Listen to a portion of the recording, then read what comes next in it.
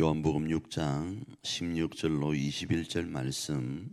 젊음에 제자들이 바다에 내려가서 배를 타고 바다를 건너 가버나움으로 가는데 이미 어두웠고 예수는 아직 그들에게 오시지 아니하셨더니 큰 바람이 불어 파도가 일어나더라.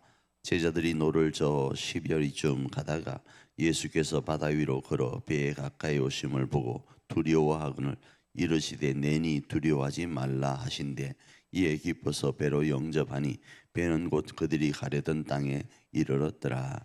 아멘. 제목을 문제보다 크신 하나님 이렇게 잡고 말씀을 좀 나눠보려고 합니다.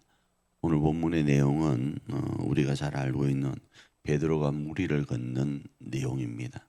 이 부분이 요한복음에는 등장하고 있지는 않지만 오늘 본문의 사건은 베드로가 무리를 걷는 장면, 그 장면의 한 부분입니다. 내용은 그러합니다. 예수님께서 5천 명을 먹이신 이후에 그들이 예수님을 왕 삼으려고 하시자 예수님께서는 그 군중들을 이렇게 돌아가게 합니다. 그때 제자들이 배를 타고 가고 예수님은 무리들을 흩으신 후에 기도하러 올라가십니다. 그리고 약 새벽 한 3시에서 5시 경 정도 되었을 때 사건을 이렇게 오늘 본문은 이야기합니다.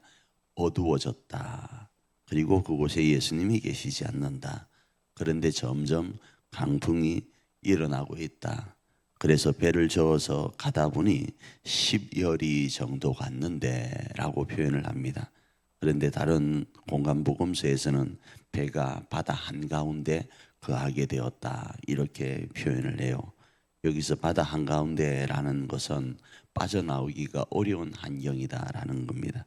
그 말은 이 갈릴리 바다는 갈릴리 호수이죠. 그것은 남북으로 21km 정도가 되고 동서로는 11에서 14km 정도가 되는 큰 호수입니다. 둘레는 대략 약 53km 정도 되고 수심이 우리가 상상하는 것보다 깊습니다. 43m에서 46m 정도 되는 엄청나게 깊은 곳입니다. 그래서 중앙 바다 한가운데 있다라고 했을 때 진짜 그 호수의 중앙을 이야기하는 것이 아니라 빠져나오기가 어려운 정도의 거리에 가 있다 이렇게 이해할 수 있습니다. 그렇습니다. 제자들은 이러한 환경 속에 지금 빠져 있습니다. 엄청난 문제, 이미 어두워져서 한치 앞을 내다보기가 어려운 상태, 예수님은 계시지 않는 상태, 그런데 점점 강풍은 일어나는 상태, 그리고 배는 바다 한가운데 있는 상태가 되었습니다. 그 수심의 깊이가 43m에서 46m 되는 그 엄청난 깊이 가운데 제자들이 있었다 이겁니다. 그런데 이런 상황 속에 있을 때 예수님이 물 위를 걸어오십니다. 땅에서 걸어오는 것은 너무나도 당연한 것이지만 바다에서 걸어오는 것은 기적입니다.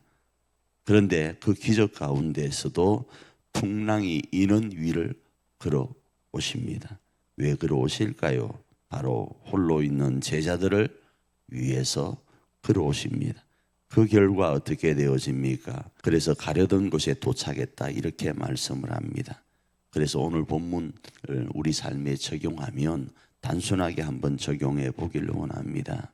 문제가 이만저만하지 않는 환경이 우리 가운데 있을 수 있습니다. 이미 어두워졌고 예수님은 계시지 않고 점점 강풍이 일어나고 배는 바다 중앙에 있을 수 있습니다. 너무 외롭고 무서울 수 있습니다. 그런데 주님은 우리의 행편과 처지를 아시고 그 새벽에 우리를 향하여 걸어오십니다.